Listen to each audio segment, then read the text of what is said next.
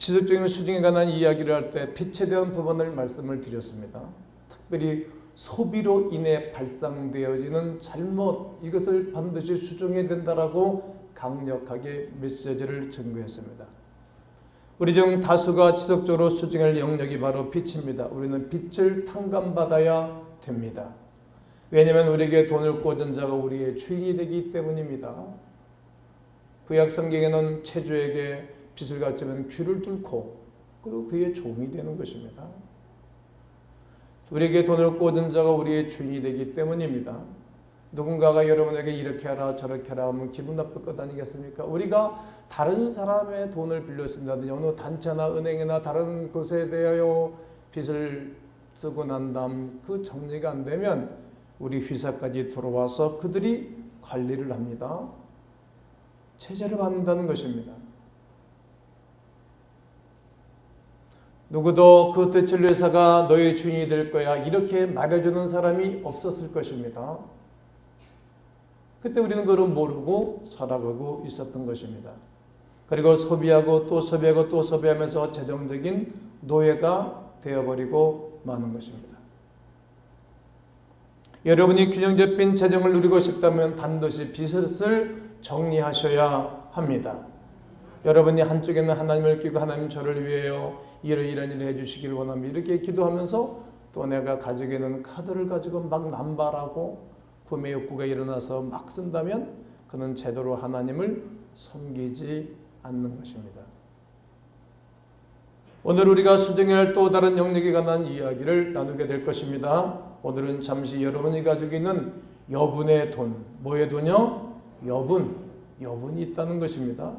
이 말을 들으면 목사님 우리 성도님들을 잘못 선택해서 우리에게는 여분이 없거든요 이렇게 말하는 분들이 계시는지 모릅니다. 그러나 제 설교를 잘 들으면 잠시 후에 곧장 나는 여분이 많은 사람이구나, 여윳돈이 많구나 이렇게 여러분들이 인정하게 될 것입니다. 여러분이 여윳돈으로 무엇을 하고 있는지를 보면 여러분들이 누구에게 속한 사람인지를 점검하게 되고 알게 될 것입니다. 예수님께서는 이 문제에 대해서 아주 구체적으로 말씀하십니다. 말씀을 통해도 상세히 살펴보겠지만 예수님께서는 우리가 여윳돈을 쓰는 방식이 우리 마음에 무언가를 드러내 준다고 말씀하십니다. 이제 잠시 여윳돈에 대해서 말씀드려보도록 하겠습니다. 문제는 우리가 여유분을 다 써버렸구나, 나중에 쓰기 위해 저축을 해놓는 데 있습니다.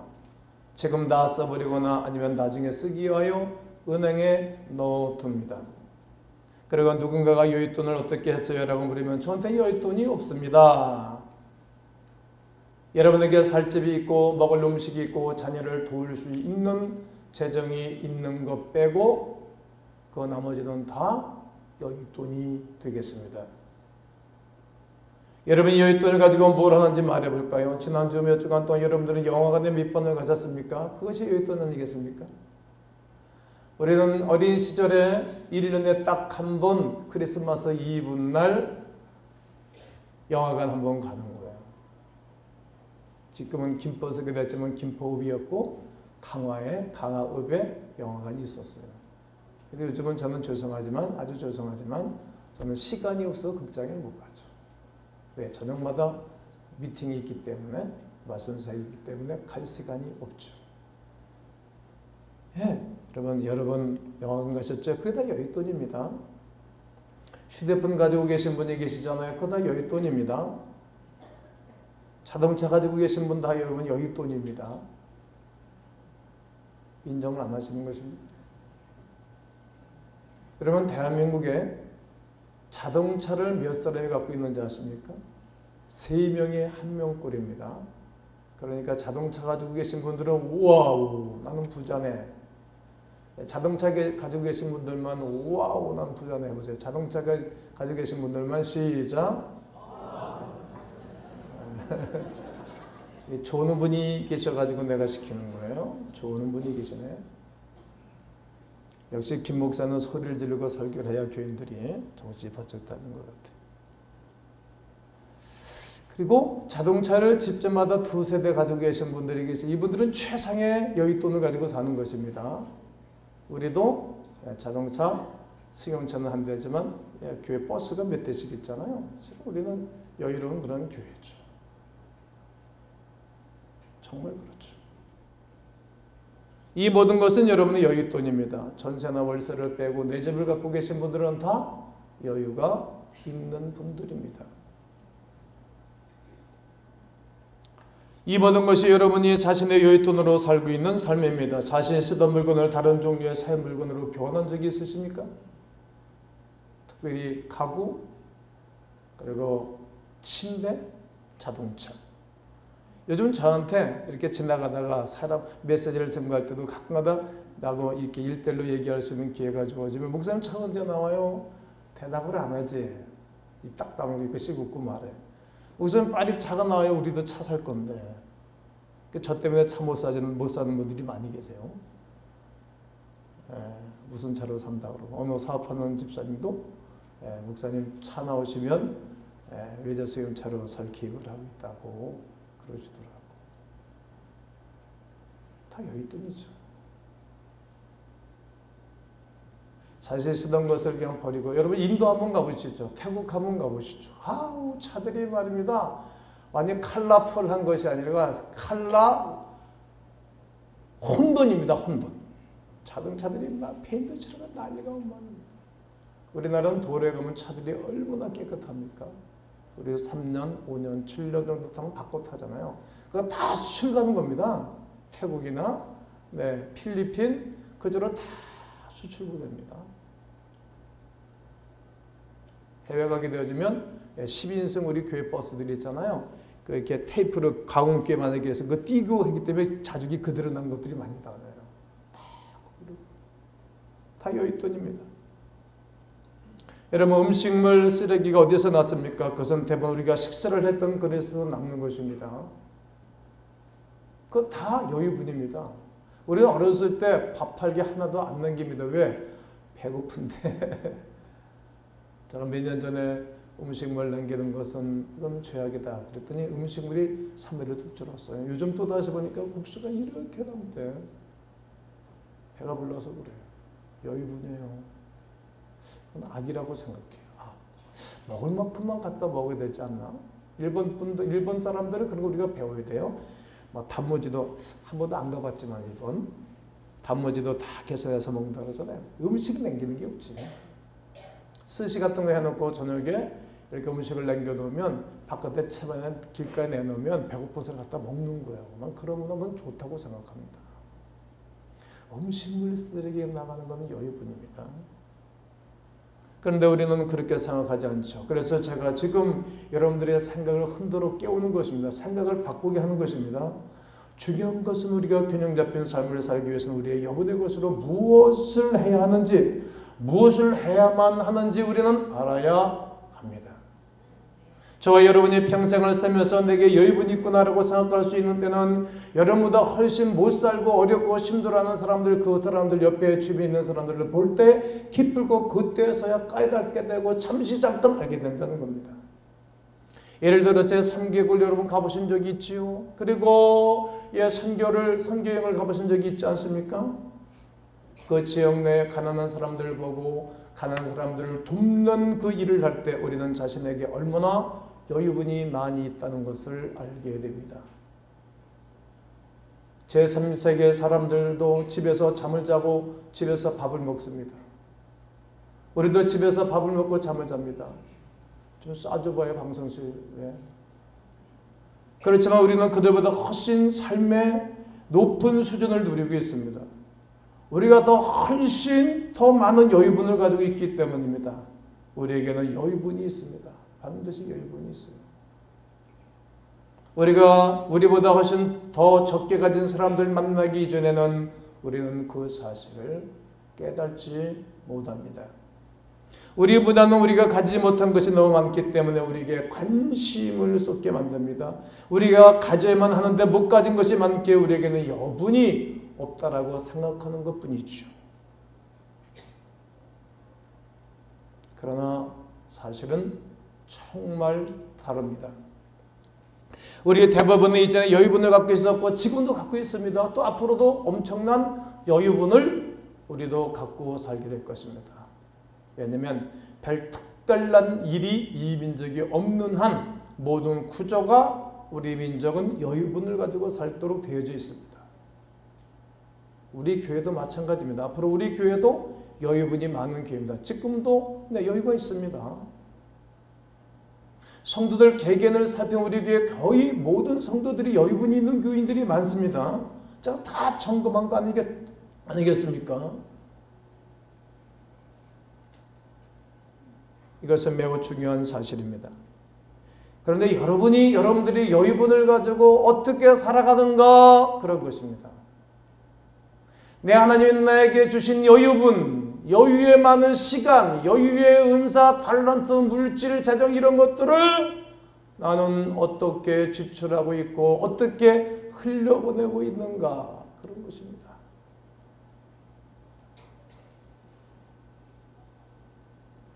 그리고 여러분의 것으로 무엇을 하느냐는 여러분이 하나님 아버지와 어떤 관계를 맺고 있는 것인가 그런 물음도 되겠습니다. 여러분의 것으로 무엇을 하냐는 혹은 무엇이 여러분의 마음을 지배하고 있는지를 말해주기도 합니다. 오늘 우리가 말씀을 통해 예수님께서 구체적으로 여러분의 것에 대하여 어떤 가르침을 갖고 계시는지 누가복음 12장 16절로 19절을 다 함께 읽을 것입니다. 다 함께 성경을 핍니다. 시작. 이 비유로 그들에게 말하여 이르시되 한 부자가 그 밭에 소출이 풍성하며 심중에 생각하여 이르되 내가 곡식 쌓아둘 것이 없으니 어찌할까 하고 또 이르되 내가 이렇게 하리라 내 곡간을 걷어 크게 짓고 내 모든 곡식과 물건을 거기 쌓아두리라 또 내가 내 영혼에게 이르되 영혼아 여로에 쓸 물건을 많이 쌓아두었으니 평안히 쉬고 먹고 마시고 즐거워하자 하리라 하되 매우 좋은 계획처럼 들립니다. 네. 엄청나게 크게 곡간을 지어서 여부대 것을 곡간에 저장해 놓은 것입니다. 그러니까 평생 먹고 살 걱정이 없지. 지금은 쓸 것, 내일 쓸 것, 그리고 훗날에 쓸 것, 그리고 우리 자녀들이 쓸 것, 우리 후손들이 쓸 것. 제가 말씀을 드렸잖아요. 5살밖에 안 된 손자, 5살밖에 안 된 아들한테 재산 상속을 해줬는데 26만 평을 땅 상속을 해놨다. 맞아, 손자 증손 고손까지 쫙. 그 사람들이 앞으로 어떻게 인생을 살고 사회생활을 할 것인가를 누가 좀 뒷조사해가지고 발표해 놓으면 좀 좋을 것 같아요. 좋은 논문이 될 것 같습니다. 이런 얘기죠. 평생 먹고 살 것에 대해서 근심 걱정이 없다. 이런 말이에요. 오늘 본문이 그런 얘기입니다. 이 모든 것이 여분의 것이 아닙니까? 여러분은 어떠하십니까? 그때 우리 주님이 20절에서 말씀하는 말씀을 들어야 됩니다. 하나님이 이르시되 무슨 자요? 어리석은 자요. 어리석다는 거죠. 한번 따라해 보시죠. 어리석은 자요. 제 생각에 이 지점에서 예수님의 이야기를 듣던 사람들이 머리에 혼돈을 일으켰을 것입니다. 아니, 요즘 자기 수족도 제대로 못 굴리는 사람들이 많은데 자기뿐만 아니라 자기 아들, 손자, 증손 모든 사람들을 가족을 위하여 모든 재물을 준비해서 이제 배 두드리고 편안히 먹고 살기를 준비하는 사람이 얼마나 지혜로운가 이렇게 생각하지 않겠습니까? 오늘 이 설교들은 여러분 중에 목사님 나도 그런 우리 할아버지 있었으면 좋겠네 그럴 수 있지 않을까요? 한번 생각해 보라 이거예요.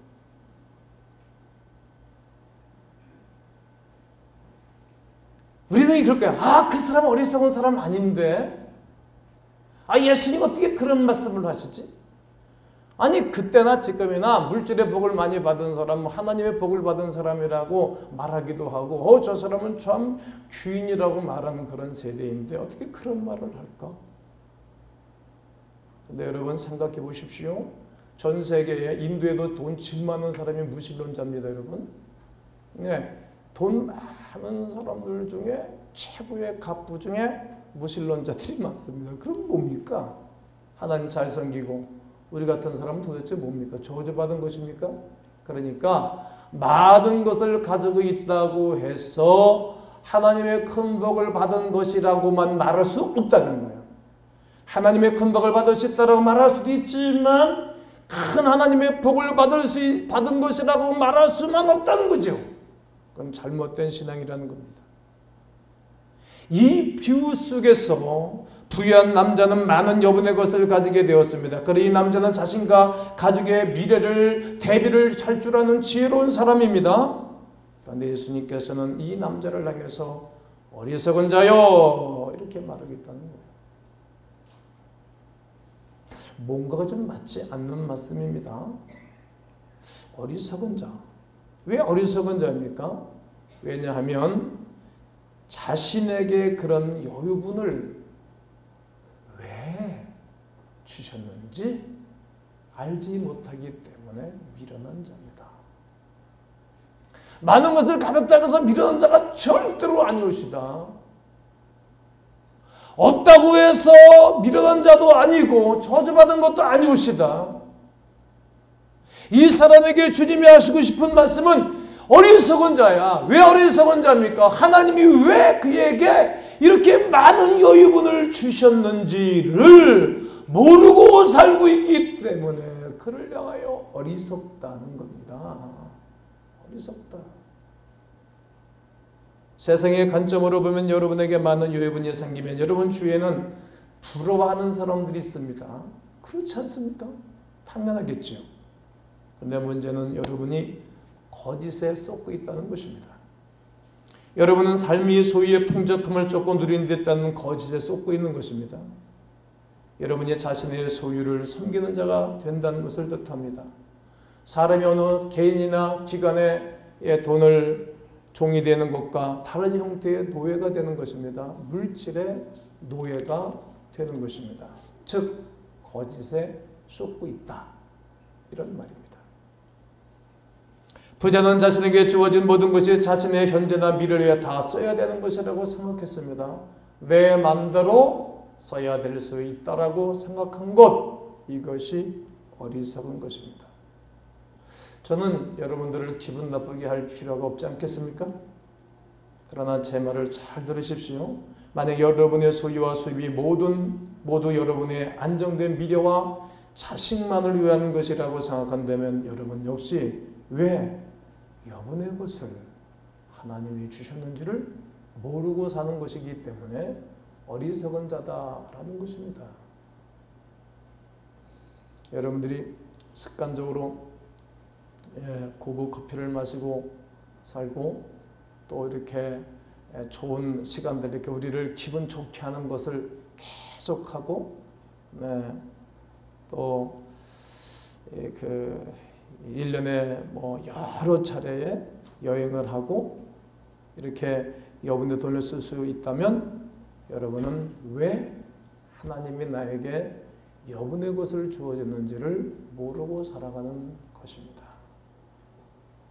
마주 많은 여윳돈이 생겼는데 은행 계좌를 개설하고 신탁자금을 예치하면서 그 돈을 무엇을 위해 쓸까?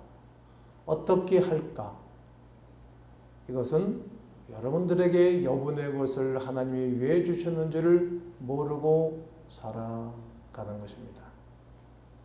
예수님이 말씀하신 비의 이야기가 어떻게 전개되고 어떻게 전제되고 있는지 오늘 다시 한번 말씀을 붙잡을 것입니다. 다 함께 20절을 읽을 겁니다. 시작.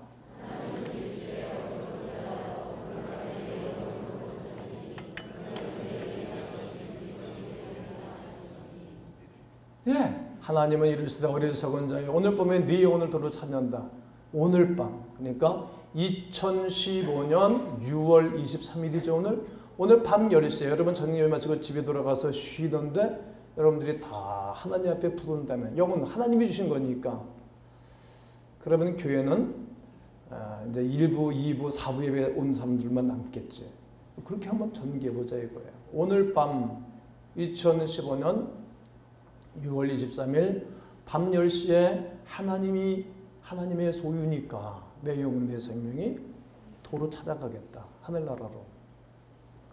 그렇게 되면 네 예배한 것이 창고에 있고 금고에 있고 주식 투자에 있고 네 자동차, 네 집, 네 금괴, 네 통장에 있는 것들 다 누구 것이 되겠느냐? 내 돈은 여전히 네 수중에 있지만 너의 시간은 끝났다. 돈은 끊어지지 않았으나 너의 시간은 끝났다. 이 땅에서의 삶이. 대부분의 사람들은 자신의 돈을 다 써버리기 전에 죽는 것입니다. 누구든지 말입니다. 왜 그럴까요? 우리는 살기 좋은 세상이 됐기 때문에 누구든지 다 미래에 대해 다 예측하고 준비하는 그런 분들이 돼서 우리 교회 교우들도 보면 다 미래를 준비하셨어요. 다 거기다가 안정된 미래를 만든 일에 능하기 때문입니다. 우리가 일하는 회사도 우리의 미래를 위하여 잘 준비하고 있잖아요. 죄송하지만 우리 교회 교육자들도 퇴직금 적립을 이제 하기 시작했죠. 교회가 재정의 자유를 누리면서. 그래서 못 해줄 건데. 저도 마찬가지고.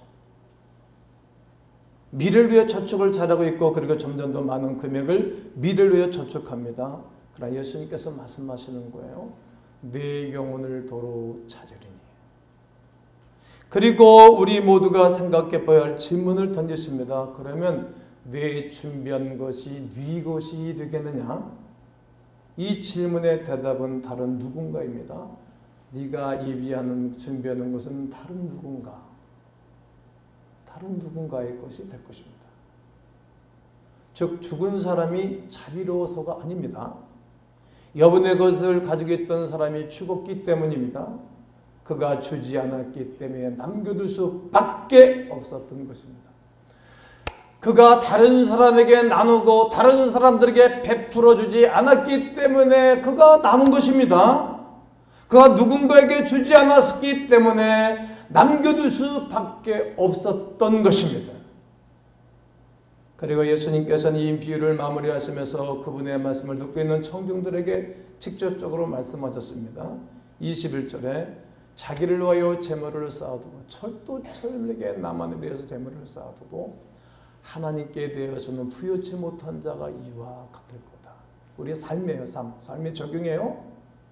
나를 위하여 재물은 쌓아둘 줄을 알지만 나를 위해서는 많은 것을 누리고 살지만 우리의 하나님께 대해서는 부여하지 못한 자가 이같이 될 거라는 거예요. 하나님께 대한 너무 빈색하고 하나님께 대한 너무 약하고 자기에 대해서는 너무 풍족하고 자기 자신은 너무 여유로운 삶을 살아가는 사람들이 이어갔다는 것입니다. 자기 자신만을 위해서 살아가는 것입니다. 오늘 우리는 우리의 생각과 마음은 돈에 대해 생각을 바꾸셔야 합니다. 여러분은 하나님께 대해서 부유한 자가 되기를 주의 이름으로 권면합니다. 다시 한번요. 하나님께 대하여 부유하게 되기를 축복합니다. 여러분이 자신에게만 부유한 사람이 된다면 여러분은 자신이 소유한 모든 것이 절대적으로 자신에게 필요한 것이라 생각하며 살고 있는 사람입니다. 그러나 하나님께서 말씀하십니다. 모든 것이 자신을 위한 것이라 살며 하나님을 향하여 부여하지 못한 자에게는 이런 일이 일어난다. 그렇다면 하나님을 향하여 부욕해 된다는 것은 도대체 무슨 뜻입니까? 어떤 말씀입니까? 오늘 본문에서 쭉 뒷절에 가면 성경은 해석해 주고 있습니다. 너희 소유를 팔아. 너희 소유를 팔아. 부재해라. 그것은 낡아지지 아니하는 주머니, 배낭을 만들어라. 곧 하늘에 둔 바 다함이 없는 보물이다. 거기는 도적도 가까이 할 수 없고 좀도 이 동인데 동. 옛날에는 동이 돈이었잖아요. 2000년 전에는요. 그건 좀이 먹잖아요. 그렇게 먹을 수 없다. 팔라는 거예요. 모든 것을 다 팔라는 것이 아닙니다. 소유의 일부를 팔아라. 소유의 일부를 써라. 여러분은 여러분의 여분을 팔아야 할 것입니다. 하나님의 경제 방식은 아주 독특합니다. 내 여분의 것을 취하는 것, 내가 더 많이 가진 자임을 알고 필요에 처해 있는 사람들에게 나눠줘라. 그것이 하나님을 경외하는 거죠. 하나님을 향하여 부여진다는 것은 이미 이를 두고 이르는 말입니다. 하늘의 보물은 사라지지 않습니다. 도둑이 근접하지도 못하고 좀도 먹지를 못하는 것입니다. 오늘 34절에서 너희 보물이 있는 그곳에 네 마음도 있느니라고 말합니다. 제가 오늘까지 내 마음을 감동하고 내 마음속에 있는 분들이 많습니다. 우리 교회 안에도 2,000명 되는 교인들이 많이 계시잖아요. 그 중에 내 마음에 있는 꽉 자리 잡고 있는 사람들이 있습니다. 제가 어린 시절 얘기를 말씀드릴 것입니다. 그러니까 베푸는 거예요. 사람을 나눠야 되는 거예요. 제가 초등학교 3학년인가 4학년 때인데 우리 이웃마을 식구들하고 그때 축구를 했어요. 학교 가서 저보다 한 6, 7년, 7, 8년 고등학교 또 고등학교 막 졸업 맡은 그런 선배들이 많아요. 우린 가서 이제 우리 응원하고 축구 구경하는 거지. 점심때가 됐는데 자기들끼리 밥 먹으러 갔어요. 우리는 구경하다가 또 치사하게 했던 누구한테 밥사를 치치대고 침 흘리기 싫고 내가 웃으면 아는 거지. 우리는 굶어 차라리. 우리는 며칠 밥 먹으러 못 갔어요. 돈도 없고. 참 불쌍해. 오늘 교회 오셔가지고 돈 없는 분들은 교회 5층으로 가면 다 밥 주니까 올라가서 식사를 하세요. 밥을 먹고 있는데 본인들 다 가서 짜장면 먹고 오면서 이형우라는 나보다 7살 더 먹은 형이 동기야 밥 먹었냐? 그 말 하면 눈물이 핑 도는 거예요.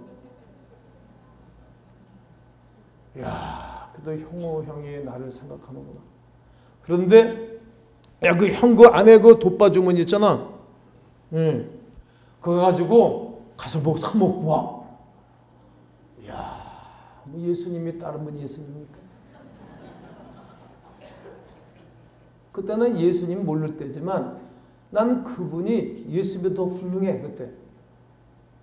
이야, 우물쭈 떠나고 가가지고 그때 나가지고 팔보채 시키고 탕수육 시키고 짜장 먹고 그래야 되는데 이 멍청하게 또 체면은 있고 양심이 있어가지고 호떡 하나 사 먹고 왔네. 호떡. 지금도 그때 왜 그랬냐. 비용신 받고 내가 그러네. 그런데 내가 우리 고향 선배 중에 이영호 선배가 난 제일 좋아. 제일 좋아. 초등학교 3학년이면 10살쯤 됐잖아요. 10살 때 그 형이 동기야 밥 먹었냐? 그 말 한마디 눈물이 호떡 사 먹고. 나 여러 번 얘기했거든. 그리고 제가 우리 고향 우리 저 외갓집이 충청북도 제천이에요. 그 제천인데 옛날에 우리 중학교 들어갈 때 말입니다. 초등학교 마치고 중학교 들어갈 때 돌리고가 아니고 접고야. 얼마나 큰 걸 우리 어머니가 사줬는지 중사까지 다 입어야 되니까 이만큼 바지도 접고 아니 한바지야. 충청도 한바지 헐랄래 해가지고 갔네. 가가지고 거기는 송금이 없는 동네잖아요. 가가지고 동네 그 깡패들한테 돈 다 뺏기고 나는 우리 제천내가 별로 안 좋아해. 우리 김희자 군사님이 동현동이지. 근데 사람들은 좋아해. 그러나 그쪽 별로 안 좋아해. 이제 그러고 났는데 이제 우리 외삼촌이 평생 공무원이에요. 재산이 그리 많아서 사람이 워낙 좋아. 사람이 착해. 다 보증서주고 돈 빌리고 그 많던 재산을 다 없애버렸어. 그러니까 우리 어머니가 아주 미치다가 아유 저 성택이 저 새끼는 뭐. 우리 외삼촌 권성택이거든요. 재산 그만하면 다 없앤 거예요. 요즘은 공무원들이 먹고 살면 아주 옛날에는 공무원들이 박봉이죠. 그래서 근근히 사시는데 내가 오랜만에 처음 조카가 갔으니까 당신 누이 아들이 왔으니까 또 얼마나 좋겠어. 우리 어머니가 제일 맞이거든.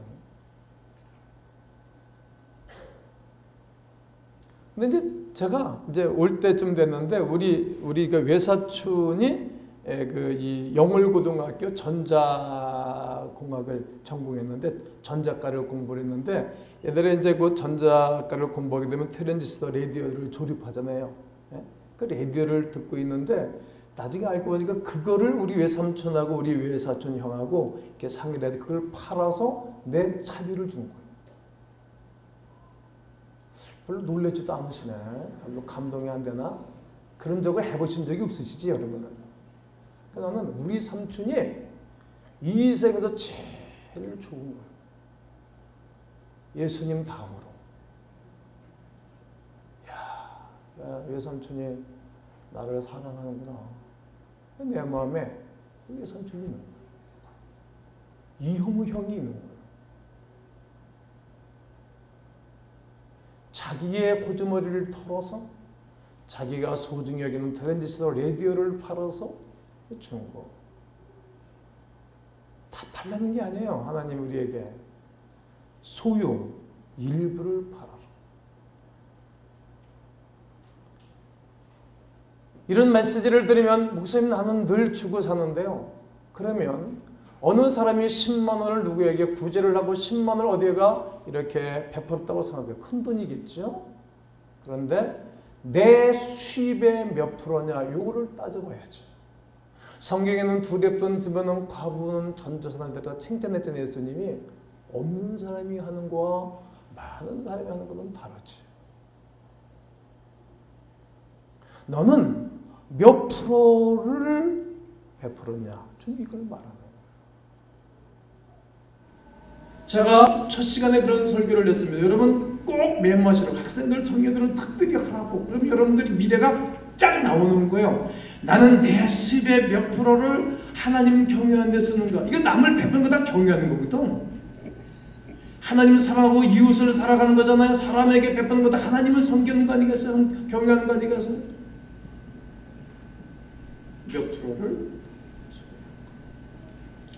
제 얘기를 좀 말씀드리고 싶은데 오늘 좀 하고 싶지는 않지만 간략하게 말씀드리면 저는 내 수입의 20몇 프로를 교회에다가 헌금을 했고 30% 가깝게 헌금을 했죠. 또 바깥에 뿌리는 것이 한 10%. 앞으로는 약 한 40-50%를 써야 되겠다. 그런 생각을 하죠.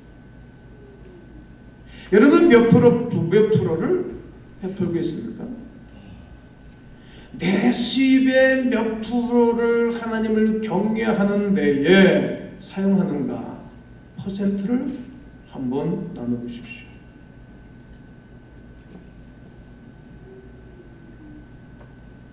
퍼센트를 따져서 나는 여러분과 제가 한 주간, 한 달, 내 평생을 살아가게 되기를 주의 이름으로 권면합니다. 하나님을 향해 부연자가 되겠다고 결심하기 바랍니다. 오늘 설교에서 이것을 꼭 여러분 마음에 새기셔야 합니다.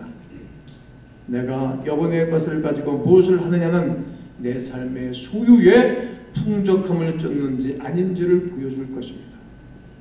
도전을 드립니다. 여러분들의 삶을 수정하시겠습니까? 하나님을 향하여 부유하기를 원하십니까? 여러분이 하나님을 향해 부여지는 삶을 살기 시작하면 다른 사람보다 더 가진 것으로 만족하지 않고 더 가졌기 때문에 더 나눠주는 삶을 살기 시작한다면 여러분들에게는 더 말할 수 있는 최고의 효과인 평강이 넘쳐나게 될 줄로 믿습니다. 로마서 8장 32절에 자기 아들을 아끼지 아니하시고 우리 모든 사람을 영해 주시니가 어찌 그 아들과 함께 모든 것을 우리에게 은사를 주지 아니하겠느냐.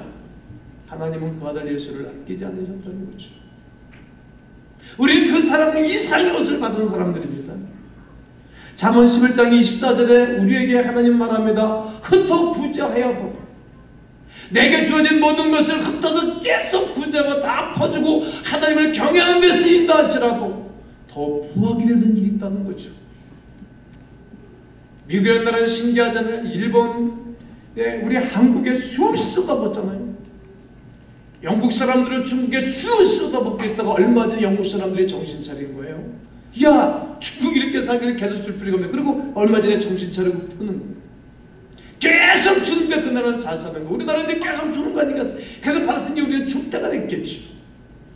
흩어 부자여도 더욱 부하게 되나니 과도히 아껴도 가난하게 될 뿐이니라. 우리가 하나님께로부터 받은 것 하나님을 경외하는 데 쓰시면 더욱더 풍부한 은혜가 여러분 가운데 있기를 주의 이름으로 축원합니다.